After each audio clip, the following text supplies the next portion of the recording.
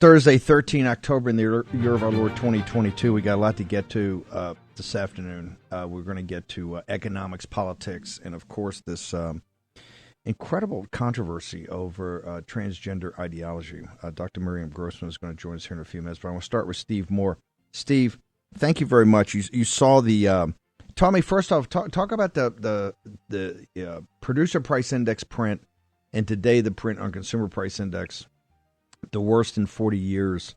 And if you look at the the underlying analysis, it even gets worse. Because I start off with a speech that you gave in Delaware the other day about the 7 ways I think Biden is destroying the American economy. But how's that manifested when you look at both the producer price yesterday and the consumer price, sir?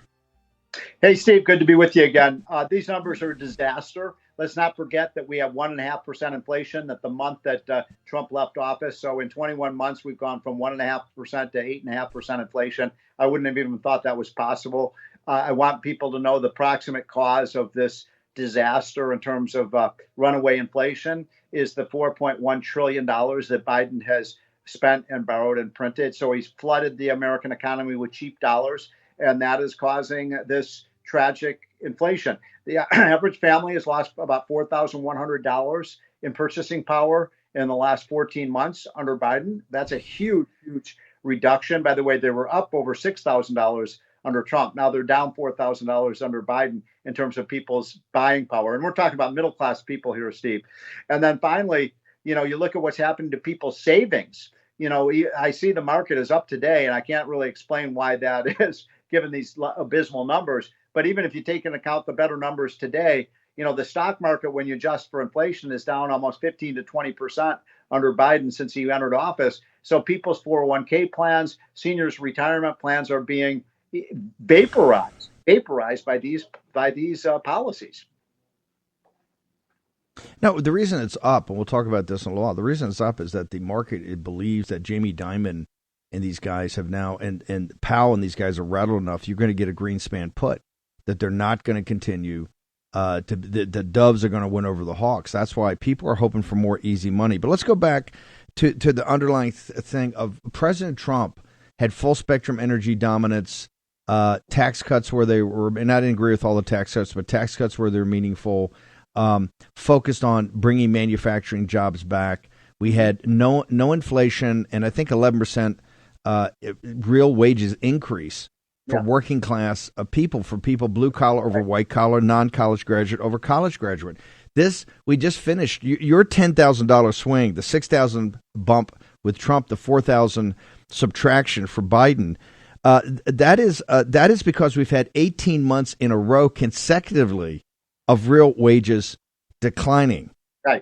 Let's turn. But I want to turn to your 7 ways that America is being destroyed. Yeah, go ahead. Go ahead. Important. So this math is not complicated, right? So we've had 8 to 8.5% inflation in consumer prices, and 5 to maybe 5.2% rise in wages. So the math here is easy. Americans are losing 3% of their purchasing power each month. And by the way, a lot of people think, when you buy the essentials, that the inflation rate's a lot higher than 8%. And you know what group that's really getting clobbered here is seniors. So seniors' inflation rate is closer to 9 to 10%. I fell down off my chair laughing today when Ron Klain, the chief of staff of Joe Biden, one of the 3 or 4 most powerful people in this administration, put out a tweet today saying, "Isn't this great news that Social Security payments are going up by 9%? Well, Steve, they're going up by 9% because the inflation is running at 9%, you moron. And so that just means our deficit's going to be larger.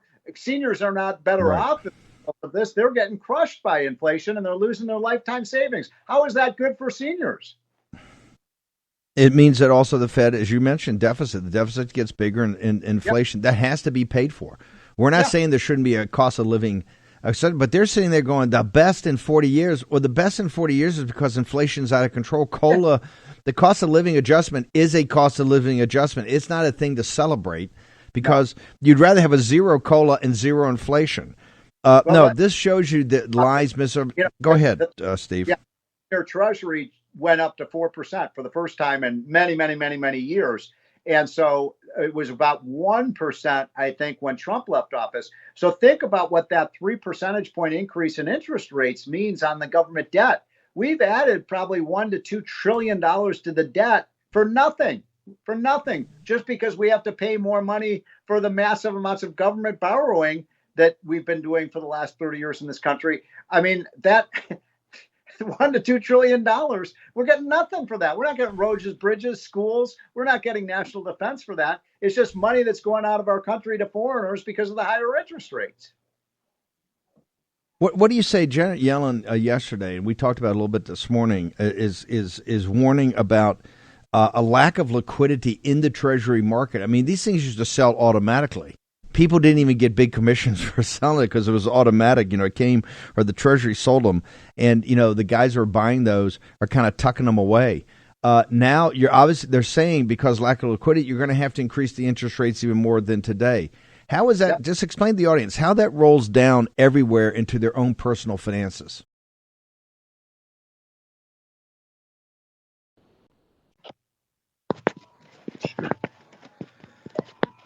Steve?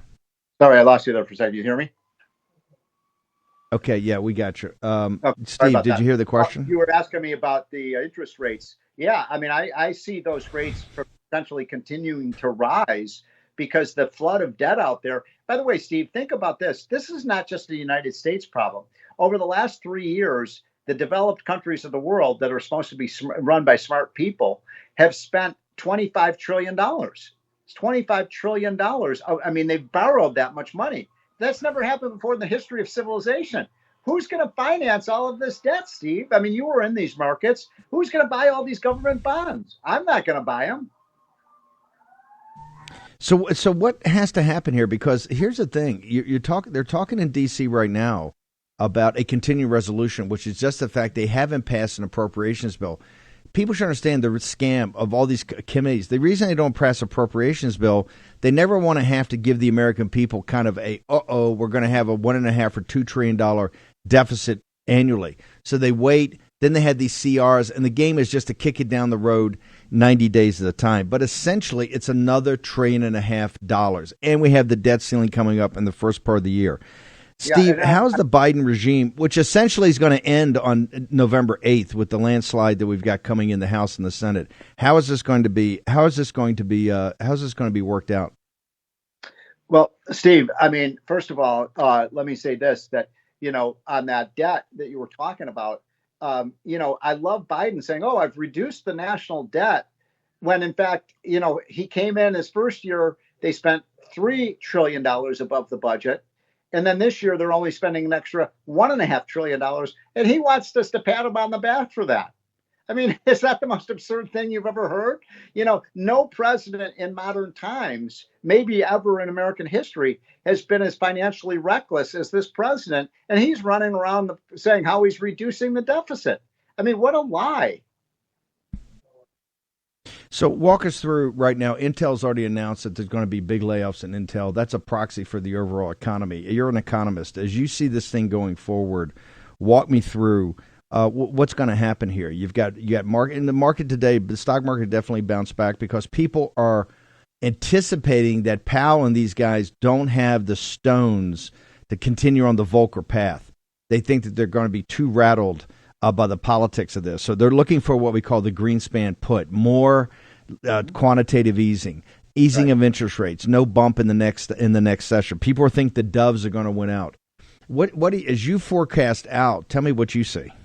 Well, I don't understand why financial markets think that's a good thing if the doves win out, because then what are we going to do? We're going to have 8-9% inflation from now until kingdom come, until we do something about two things. I think the Fed does need to raise rates some more, but much, much more important than that, Steve, is it doesn't matter how much the Fed raises interest rates if you've got a government that continues to spend $1-2 trillion each year more than it's bringing in. I mean, as I said, I'll ask that question again. Who's going to buy all of these bonds? I think that, that the Treasury Secretary is right, Janet Yellen, that at some point people just stop buying the bonds. And then you think the interest rate is high now, it's going to continue to go up. I saw mortgage rates in many markets. Did you see this, Steve? Today they went over 7%. We haven't had 7% mortgage rates for years and years and years. I mean, this is, in my opinion, Steve, this is a financial disaster. It's a calamity. And none of these people in the Biden administration have any idea how to deal with it.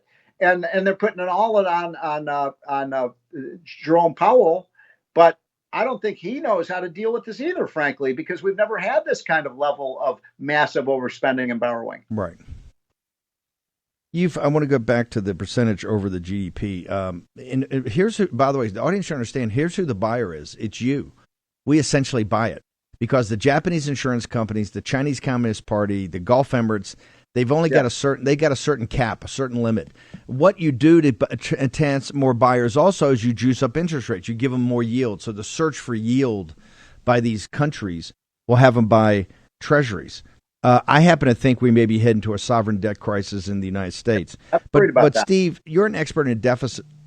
Let's get to that. You're an expert in deficits. We're now, 150% over GDP? That rule of thumb by Rubini, these guys, is that this time it's totally different. Every country that goes above 100% says, oh, we got it this time. All of them end up in financial collapse. Why is the United States going to be any different?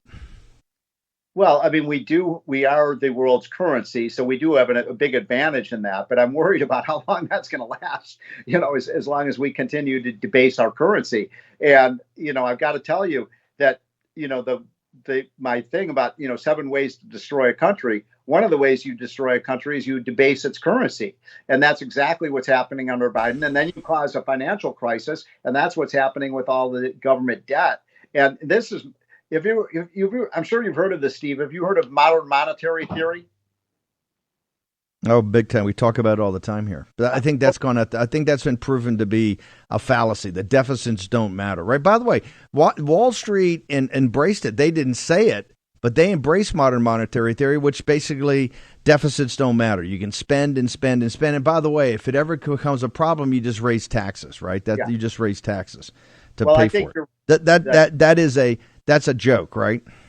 So I think you're right. Well, if anything good has come out of this crisis, it is that modern monetary theory has been proven to be, I think you called it a joke. I think it's, it is a crisis by people who want to continue to grow the government ad infinitum. And they said there'd be no negative effects of all this spending. Well, folks, how do you like it now? How do you like 8-9% inflation? How do you like the fact that we don't have enough energy in this country? How do you like the fact that we're running deficits so large that it's put our country in great financial turmoil? And when you add that to what I think it's so important to put this in the international context of what the rest of the world is doing, where they're following our lead and spending and spending and spending, and the private sector is getting crushed and crowded out by this massive increase in government. And that story never has a happy ending. Walk me through the 7 ways, because I want to ask you about the politics of money right here. Tell me, you gave a speech. It was in Delaware. It was covered by the Epoch Times, I think the best broadsheet out there. And then it was picked up and it was made the lead story in Zero Hedge, which everybody on Wall Street goes to. So walk us through the 7 ways to destroy a country.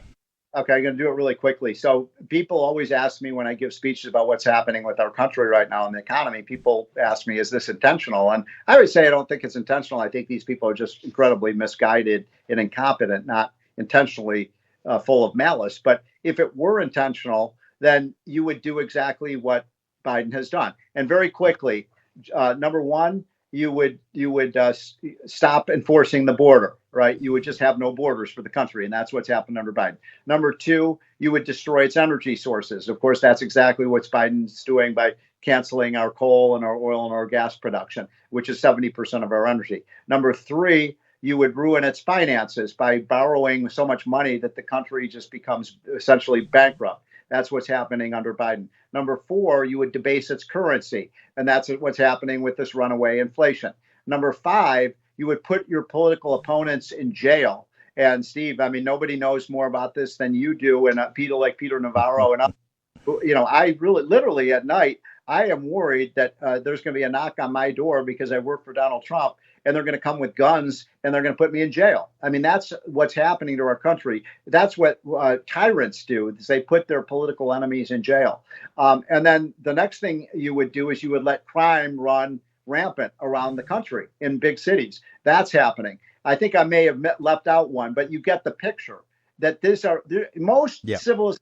You've taught me this, Steve Bannon. Most civilizations, most great empires throughout history have been destroyed from within, not from invaders outside the country. It's the rot inside the country, and that's exactly what's happening in America. I've got 1 more minute, Steve. So that's my take on this, though. I got to tell you, I'm very.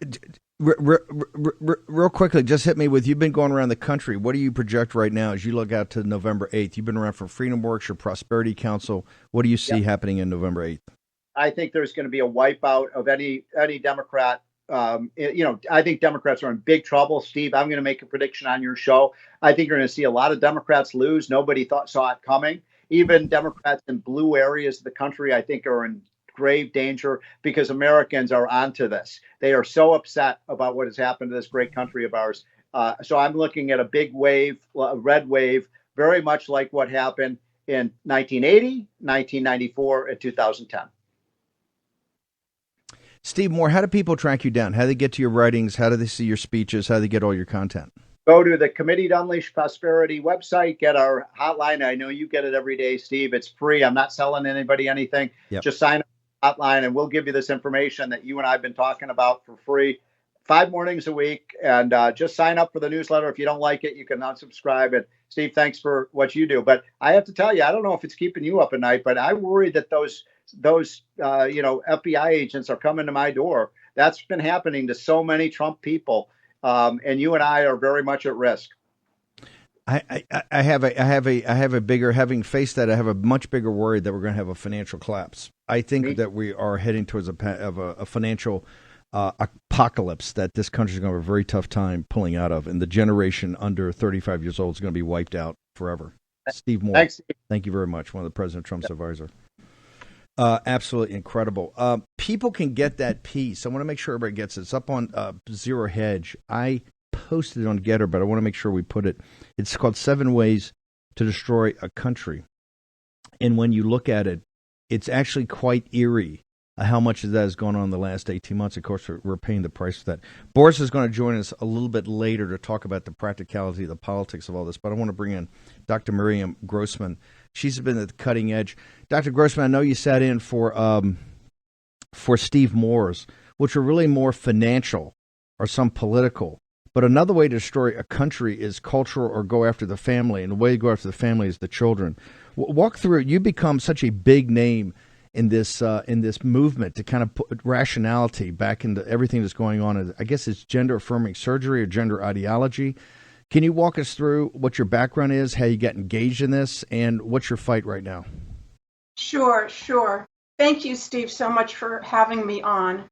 I'm a board-certified child, adolescent, and adult psychiatrist, and I became aware of what we were teaching children about gender 10, 12 years ago when I was actually studying sex education. I wrote a book called You're Teaching My Child What? And it was mostly about sex education without the gender part, but there was one chapter about gender. You see, we have been teaching kids a very dangerous approach toward gender identity that people have not really become aware of until recently. And that is that we've been telling kids that they can basically choose whether they're boys or girls, and that if they have any anxiety, depression, social problems, or any of the many, many different things that kids and teenagers suffer with, then they really might consider whether they might be the opposite sex. And they use these extremely rigid stereotype of boys and girls, and they present these notions that are almost laughable, that any girl that's not into really girly things and dresses and makeup and so on, or any boy that's not into sports or all these stereotypically masculine things, that you could be the opposite sex. And but Dr. Grossman, hang over a second, because I want to. this thing of the transgender, this thing of the ideology into the parents' rights and the surgery is kind of dropped on people like an anvil over the last, let's say, 6 or 8 months. It's kind of come up and people are like in shock.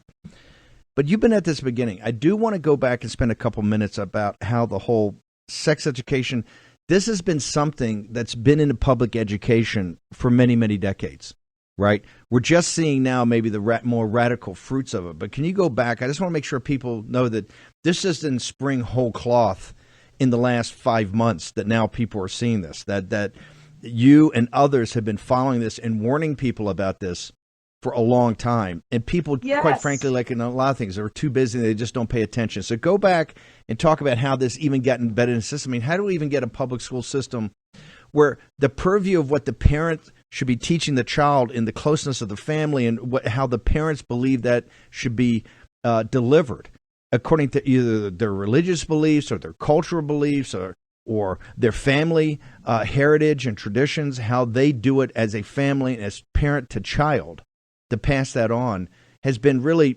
superseded by the state in this way. Public education. So go back. Let's hit the rewind button because I want people to know. So many people come up to me and go, how did this happen? Where did it happen? I said, hey, no offense, nobody's paying attention, but I think it's been going on for a long time. The actual intrusion of the state in doing this, and this is just a difference in degree, not a difference in kind. Dr. Grossman. Okay, you are correct. This is going on for a very, very long time. And when modern sex education began in the 60s, it began with the goal of taking over from the family because parents, frankly, weren't thought to have the right ideas at that time. They were old-fashioned. They were just coming out of the 50s. You know, it was these people that came together and created modern sex education. They wanted a sexual revolution. They wanted to advance the idea that kids are sexual from cradle to grave and that any sort of sexual behavior is wonderful. The problem is when sexual behavior is restrained by the Judeo-Christian values, by society. That was considered the issue. They believed that even infants are sexual creatures. And so they certainly had an agenda, and they believed that, you know, they need to reach kids very early, and they need to bring this into the schools and present it in such a way that it sounds like it's educational and that it's based on health. It certainly was educational, but it was not based on health. It was based on the ideology that sexual freedom and sexual rights are the most important things to teach our kids.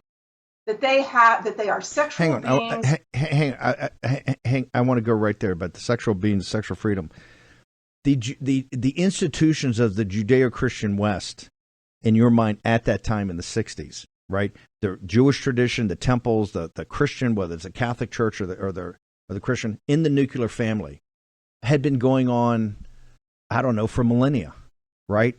Was there any evidence at all that those traditions were, regardless of religious form, but the Judeo-Christian civilization was having a problem promulgating that information, given that we had large families, happy families? There wasn't an issue about family formation. There wasn't an issue about population decline. Was there any evidence at the time that this was not being passed down appropriately for those cultures and civilizations?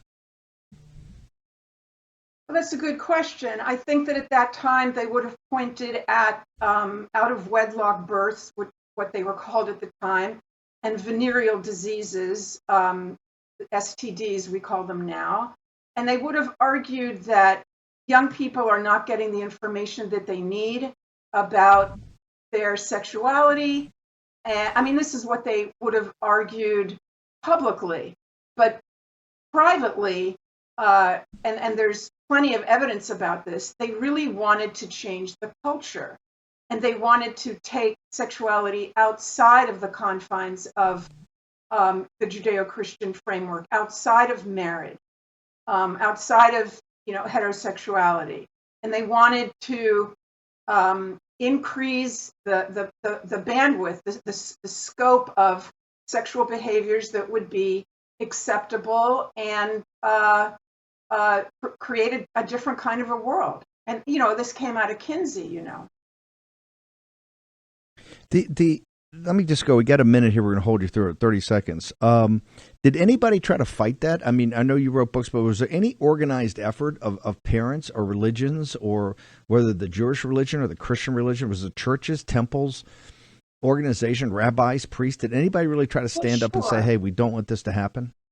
Oh, absolutely. The most conservative and traditional of, religious groups certainly fought it, but it was just too big of a monster to fight. I mean, the 60s came, and you know what happened in the 60s, and there was a revolution. Dr. Grossman, hang on for 1 second. We're going to come back in just a moment. We're going to continue this to find out how this exploded over the last year.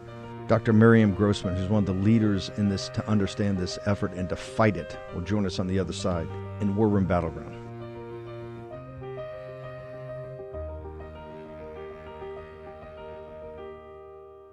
War Room Battleground with Stephen K. Bannon. Okay, we're honored to have Dr. Miriam Grossman, one of the leading experts in this area. So, Dr. Grossman, you have this, and the people that are in back of it are really, hey, we want to change culture and society. Even babies, people are sexual beings, and they need this sexual freedom. On the outside, they're saying it's about out-of-wedlock marriages and sexual hygiene and all that, so they're selling it. And it goes on for decades. It obviously gets even more intrusive in public schools. Then you have the gay pride, the LGBTQ, and then all of a sudden it appears out of nowhere we're debating and teaching. There's pornography in schools, these books, and we're teaching transgender ideology. And then it leads our greatest institutions, Boston Children's, the Philadelphia Church, these great institutions, medical institutions, Vanderbilt, are actually doing these surgeries. Walk us through how we got there. It seems like out of nowhere, because everybody comes to me and says, hey, how did this happen overnight? So where are we right now, and how did this just kind of explode? It appears to the average person and even the average parent over the last 6 months to a year. Yeah, well, I mean, it has exploded, it's been going on a long time in terms of the material, the educational material, the ideas that have been put in front of our kids about gender and about male and female, teaching them that that so-called gender binary, that there's only male and female, is actually an oppressive idea, a dangerous idea, and one that they should reject. That's something that's been taught to kids for a very long time. I have material that goes back, to the 90s and the 2000s, where Planned Parenthood and other organizations were definitely putting this stuff in front of kids. I wrote about it in 2009. It really wasn't picked up. I think that it was maybe considered just so fringe and so bizarre and so impossibly crazy that we were telling telling our kids that they should change their bodies to fit with whatever their mind is telling them at the very moment. I think that people felt that it was just too fringe and just too extreme. But all that has changed. And now we see that it has become very mainstream in the schools, and it's very cool to be transgender right now. It's not cool to be strictly, identifying as a male or female. It's much more cool to be somewhere what they would call sort of either in the middle in that spectrum, or to be identifying as the opposite sex is considered much more cool. And it really is almost like a fad. Except that it's a very, very dangerous fad, and it leads kids and parents down a dangerous path. And it ends with surgeries that are irreversible and that leave young people disfigured and sometimes sterile. So this is a very serious business that we're talking about over here. And okay, but hang on, slow down.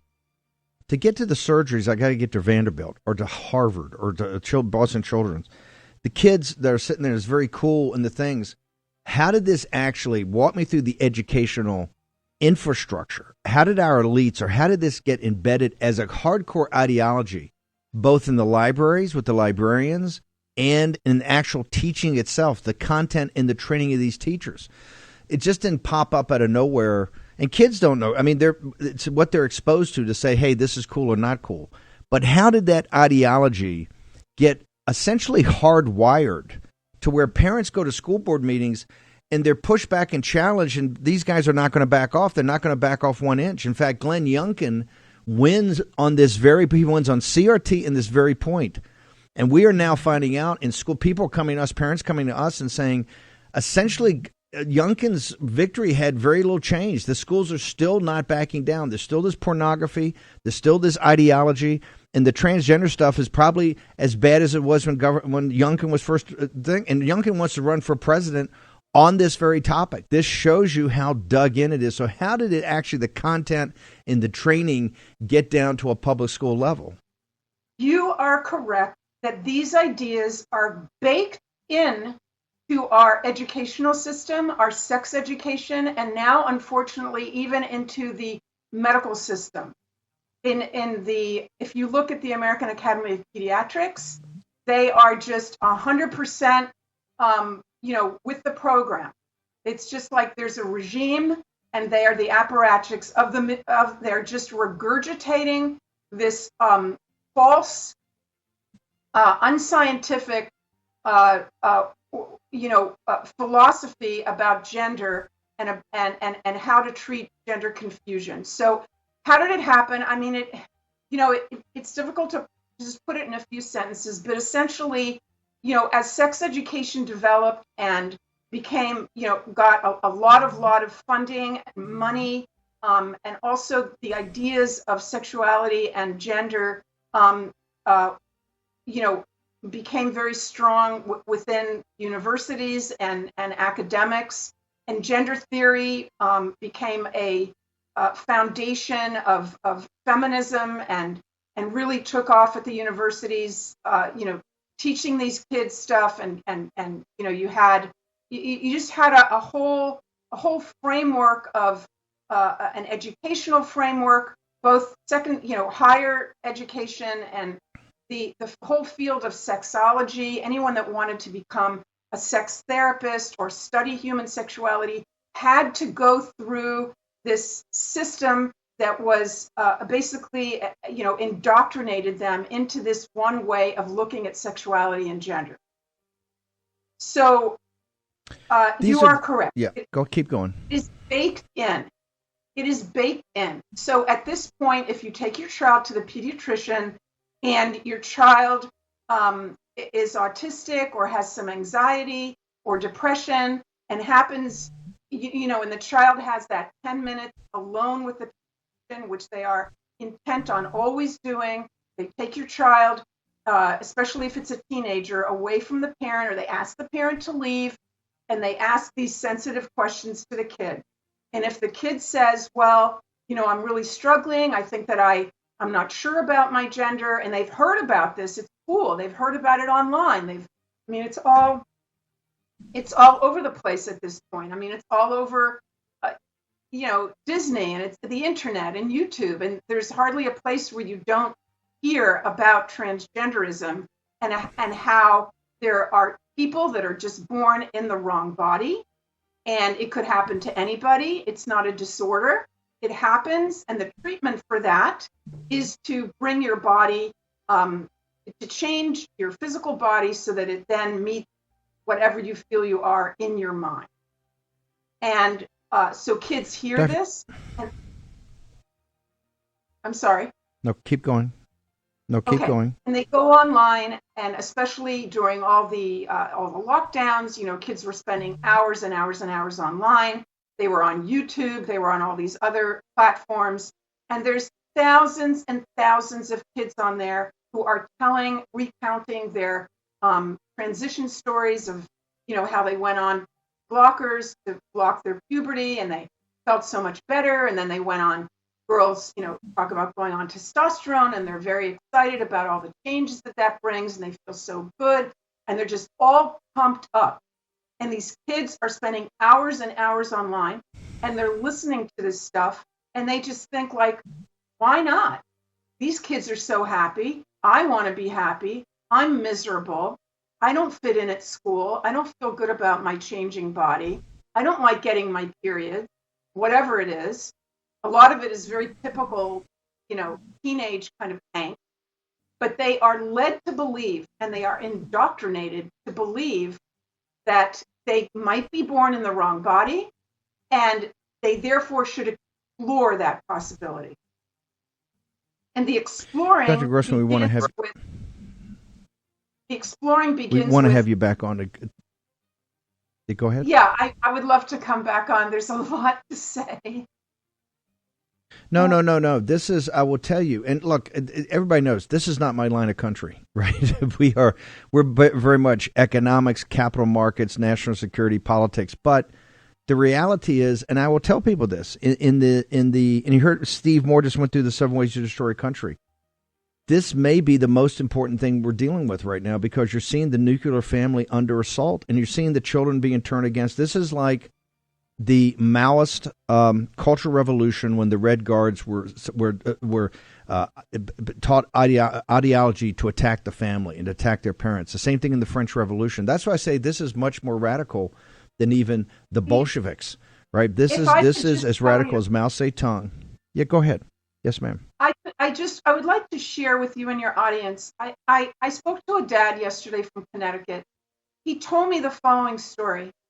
He has a very emotionally disturbed daughter. She had multiple psychiatric hospitalizations because she was suicidal. During one of those hospitalizations, she heard about being transgender, and she started to go in that direction. He would not accept it. He would not accept that she was a boy. He just wouldn't hear about it. She was his daughter, and he wasn't going to budge on that. During one of her hospitalizations, Child Protective Services came in, and they would not allow the girl to be discharged to her family. For that reason, because the father refused to call her by a different name, a boy's name, and refused to use male pronouns. This father has not seen his daughter for 3 years. 3 years.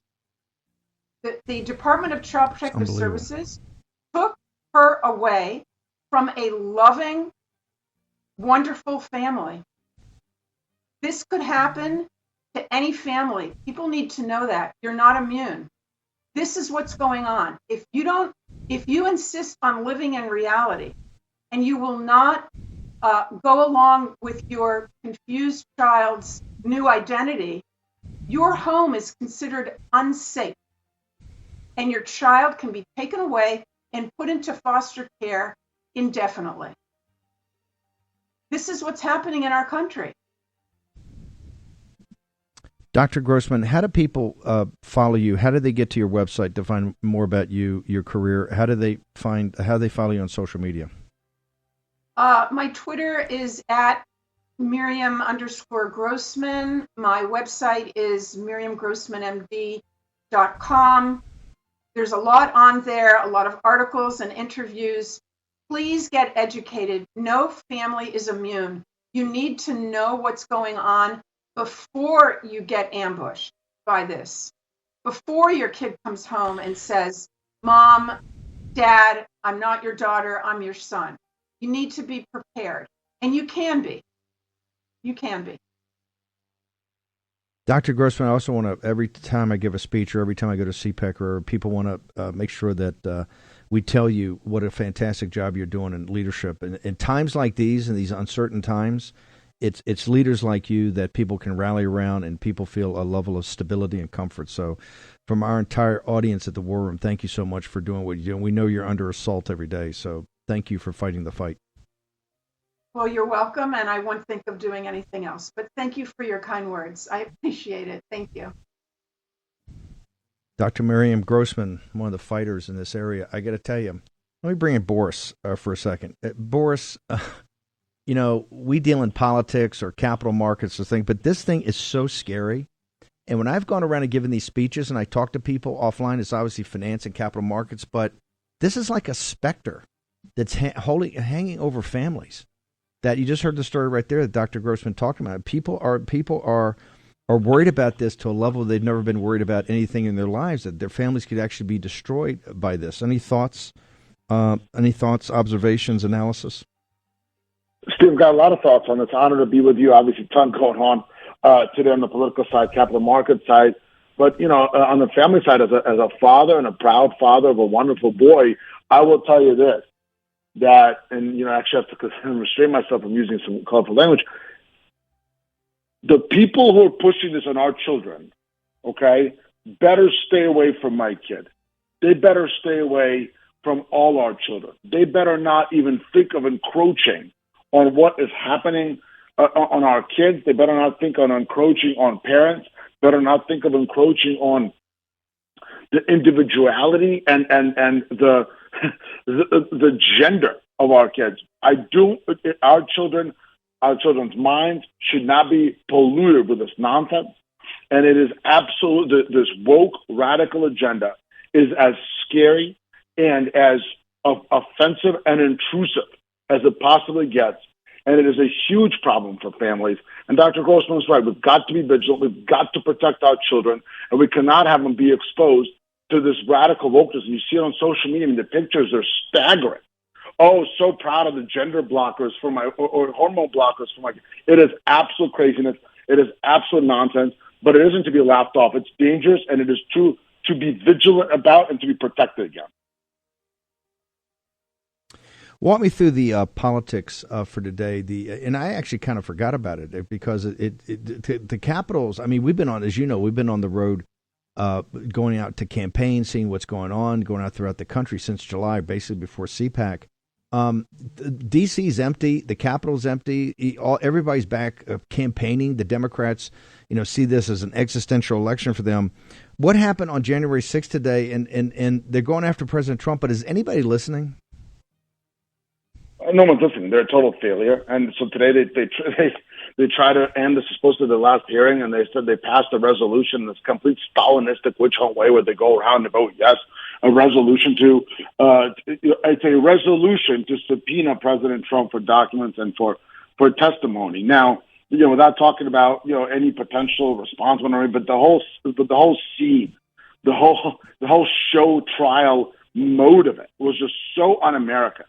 You truly think a real committee, a real committee would have a 9-0 vote, a 9-0 vote, a vote where nobody opposes? It is staggering. It is shocking. It is un-American. It's unconstitutional. But it's exactly what we expect from these radical Democrats because of what they've done for 7 years now, perpetrating hoax after hoax after hoax against the American people. What it was so the sum total. I mean, cable would not pick it up. Cable would not pick it up in prime time. The networks wouldn't pick it up. It was on cable at 1:00 in the afternoon on a Thursday when the consumer price index comes out. Everybody's talking economics. The markets are thinking about, hey, Powell can't possibly keep raising interest rates because the politics here is too terrible. The next rate increase would be, I think, 4 days before the election. They'll clearly get soft. They're looking for a Greenspan put. There's so much global news. There's so much financial news. There's so much economic news. But this thing just kind of petered out. The Democrats made a huge bet this would be a big difference. Even Morning Joe said this morning, it's not what the country's thinking about. No, of course not. And the Democrats have overshot just like they always do, and they're doing it again. I mean, you've got Liz Cheney lost by 40 points in her home state, destroyed by President Trump, destroyed by MAGA, destroyed by the Warren Posse. And Liz Cheney is up there, trying to lecture the American people, even though she's been kicked out of her party and, let's be honest, kicked out of Congress by her constituents. So, yes, the American people have tuned them off because what's happening in our country, the complete disaster of the southern border, the criminal disaster all across the country, the mess we are in economically, national security-wise, domestic security-wise, and, of course, criminally, is so overwhelming. And yet you've got this kangaroo court, this witch hunt sitting up there trying to claim that they are somehow doing something for the American people. It is a complete and total charade. It's a complete and total joke. This committee has been even more of a failure than anybody could have expected, because they haven't done any of they haven't investigated the fraud, the overwhelming fraud in Georgia, Wisconsin, Arizona, Nevada, Michigan, Pennsylvania. And they haven't talked about President Trump say march peacefully and patriotically and authorize thousands of troops to protect Washington, D.C. on January 6th, because he knew it was going to be an overwhelming crowd. They haven't talked about any of that because they're trying to lie to the American people, and they failed. And that's why Nancy Pelosi's Congress approval rating is in the single digits. Give me a quick, we got about a minute and a half. Walk me through this red tsunami's building. We're fighting in Rhode Island, Connecticut, Maine 2, New Hampshire, nine seats in play and close to wins for the Republicans in New York State, California, the Rio Grande Valley, Oregon. Brother, we're in these deep blue states, in deep blue territories where Biden won 10, 12, 14 points, won, in quotes, these districts, and we're now competitive. What do you see? Do you think Nancy Pelosi and this committee gets swept out to sea on the 8th? Oh, absolutely. The tsunami is rising. The MAGA wave is getting hotter and hotter and hotter and higher and higher and higher. It is only going to get, moves like this, nonsense like this, is only going to energize MAGA under the leadership of President Donald J. Trump further and further and further, and get stronger and stronger and stronger. That's what it's going to be. That's what the effect is going to be. We are only going to fight back harder. We're only going to stand stronger. The posse has to keep putting its shoulder to the wheel and continue fighting. That is what has got to happen. And again, you see how desperate these Democrats are. You see these hoaxes they perpetrate against President Trump. It's nonstop targeting, weaponization of law enforcement. It has got to stop. And winning in November and in 24 is the only way it's going to stop. No substitute for victory. Boris, how do they get your morning newsletter, and how do they get to you on social media? No doubt about it. BorisCP.com is my website. Hot on BorisCP.com. Hot on Get Our Boris CP. Twitter, Boris CP. Hot on Truth Social at Boris. Hottest on the ground, Boris _Epshteyn. Stay strong. God bless, and I'll see you tomorrow. Thank you. Boris and those guys are on offense right now. Tomorrow morning at 10 a.m., I will guarantee you it'll be just as lit as it was today. The Creditors Committee meeting is called for at 10 a.m. Eastern Daylight Time. Where? In the War Room. We'll see you then.